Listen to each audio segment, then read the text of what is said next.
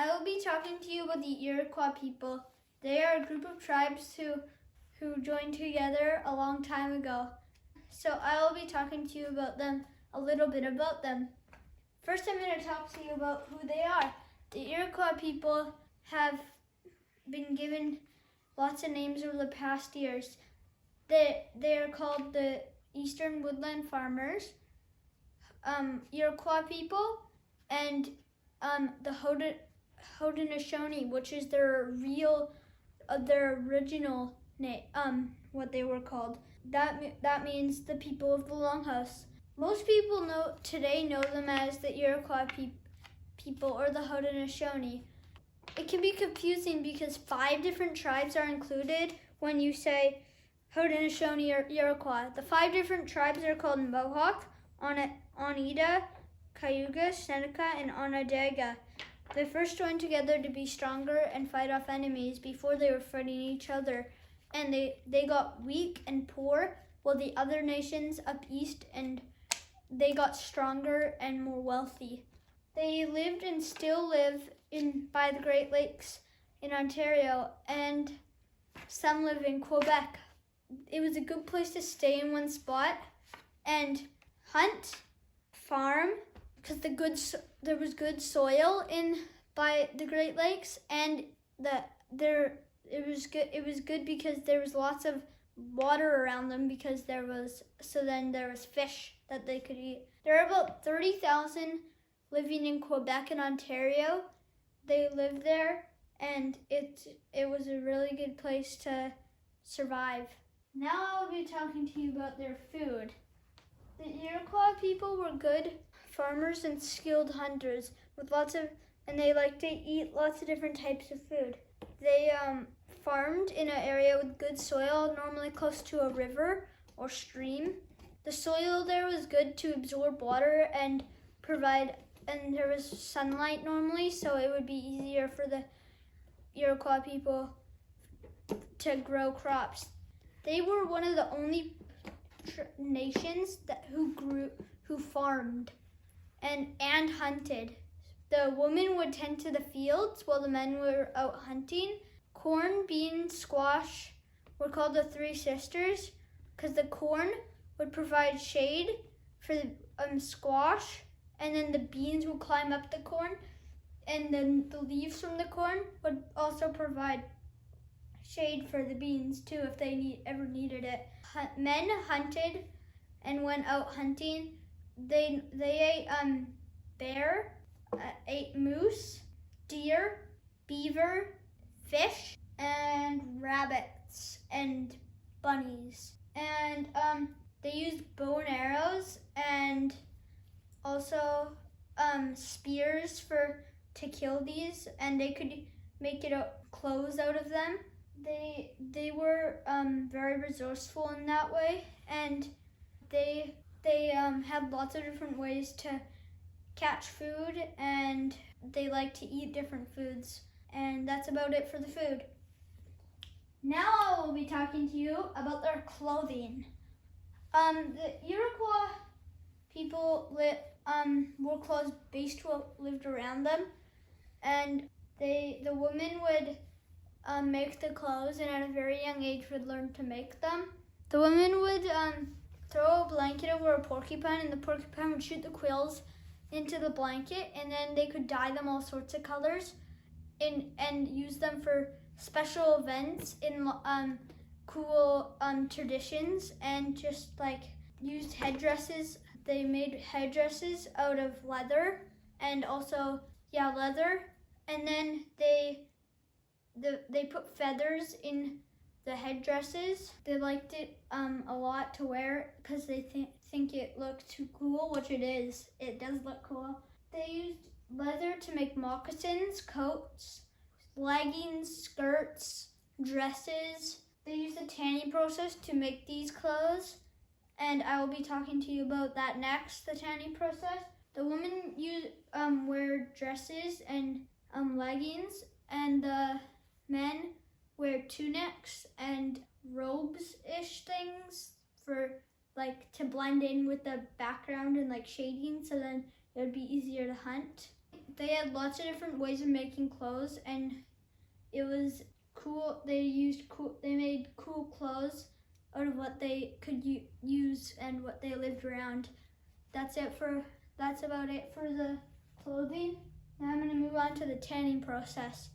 So the tanning process was really just a bunch of steps to make teepees, clothes, shoes, wagons. Well, no, not wagons, like inside wagons, canoes, like those carpets too. First step, they skinned the hide. Skinning the hide, which meant like getting some of the skin off, and like the inside they would take off, and then soaking the hide, dump it in water. Then you would wait, and it would, like, all the gross stuff, all the dirt would come off, most of it. Then stretching the hide, they would make holes in it, and they would tie rope around it with plants that made rope, and really strong ropes, and they would stretch it as far as they could, and then you would be able to dry in the sunlight, and if it was rainy, then they would fan it down. So then they scraping and thinning the hide, they made it more thinner, so they can make moccasins, clothes, and other type of stuff. Then the braining, they took out the brain, and then they could boil it to eat, and then later on they could use it for softening. And then the first smoking, they put it over a fire on a wood beam, and then they would light a fire, and then the fire would provide smoke and put it on the rug, which made it more soft and more rough, rough, so it would make better warmth.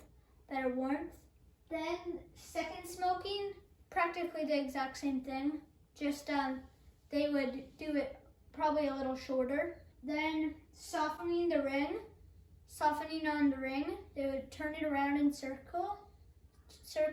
Well, the one person would go like this and turn it, while the other person would push it.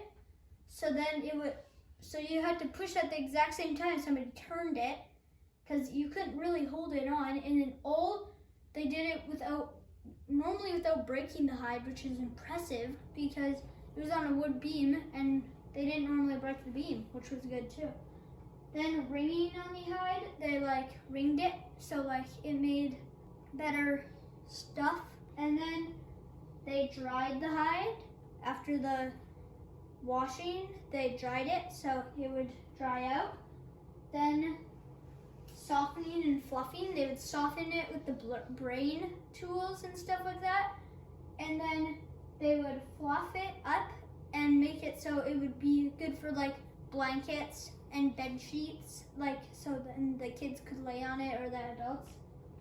And then the final smoking, which is the last step to the tanning process, and they would smoke it, so it would do it, and then they could make it into a kind of whatever they needed. So that's about it for the tanning process. Now it's going to be on to the shelter.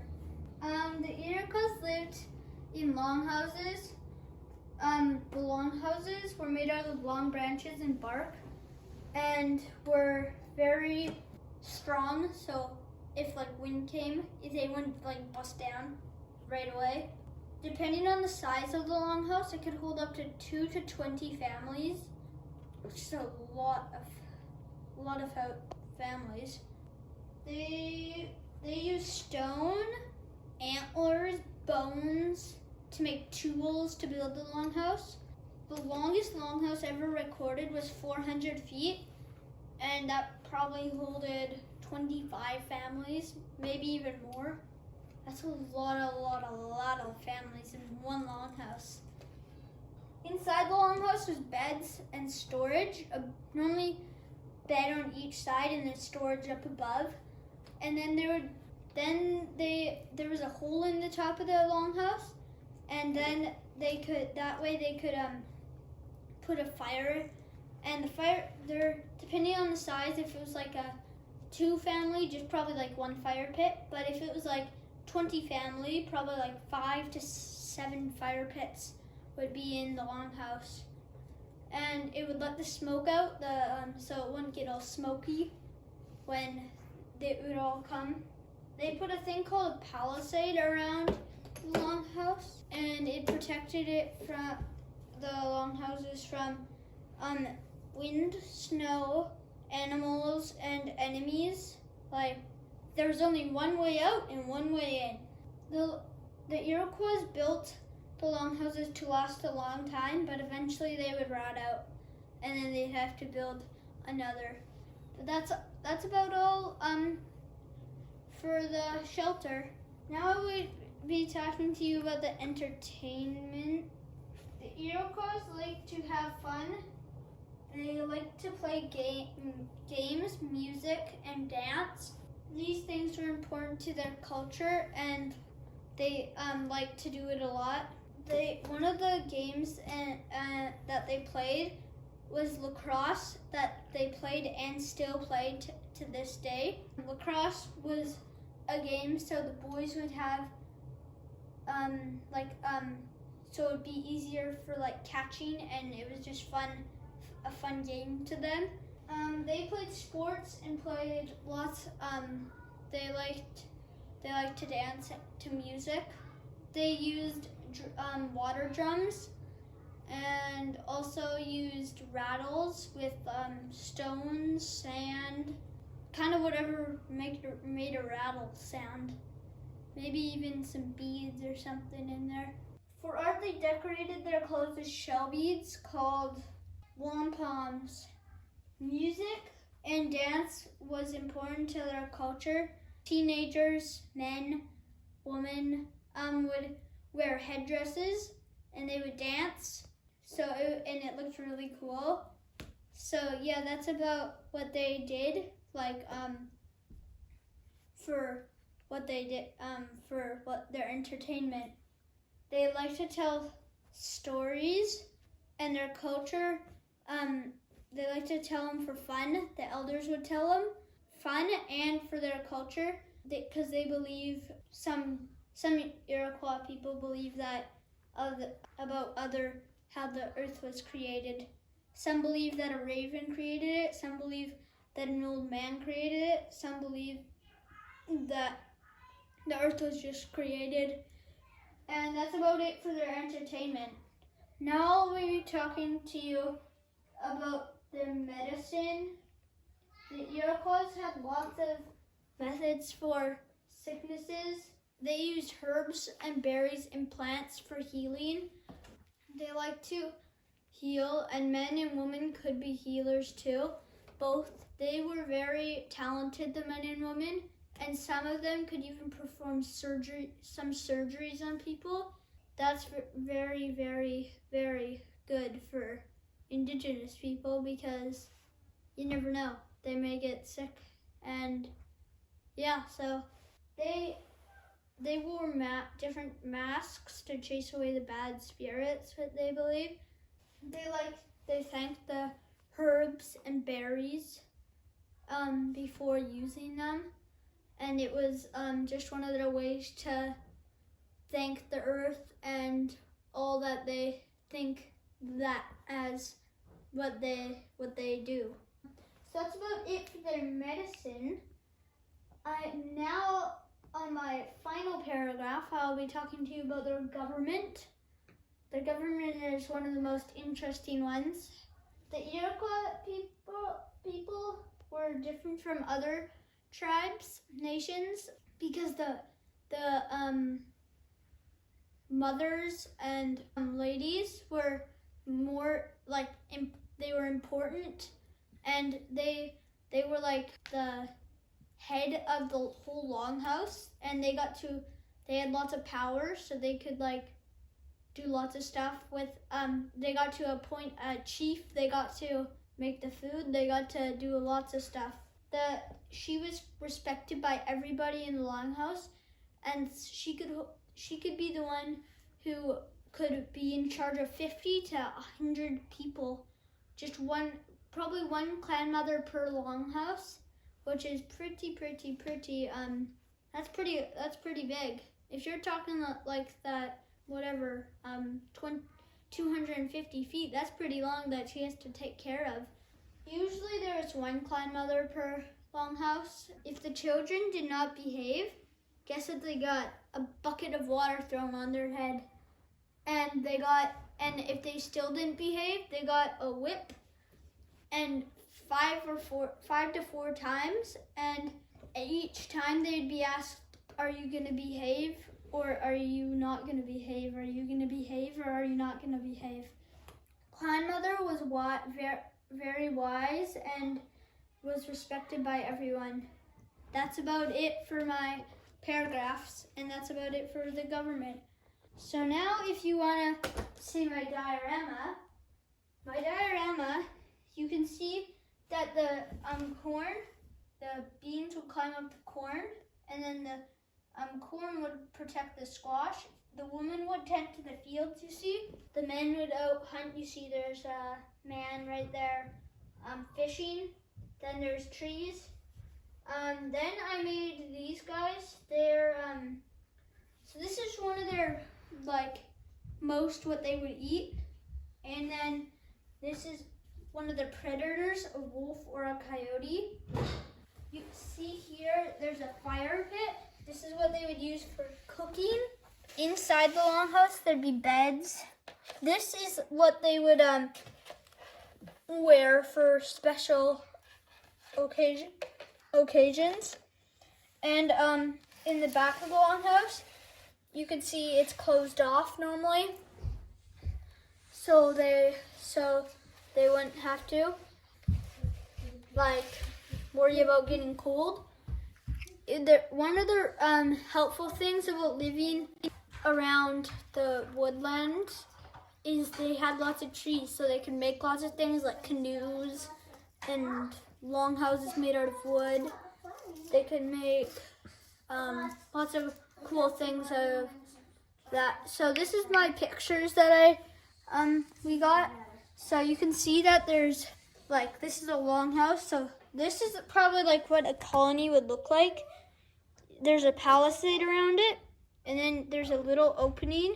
So that's how they would get out. This is a guy who came home hunting.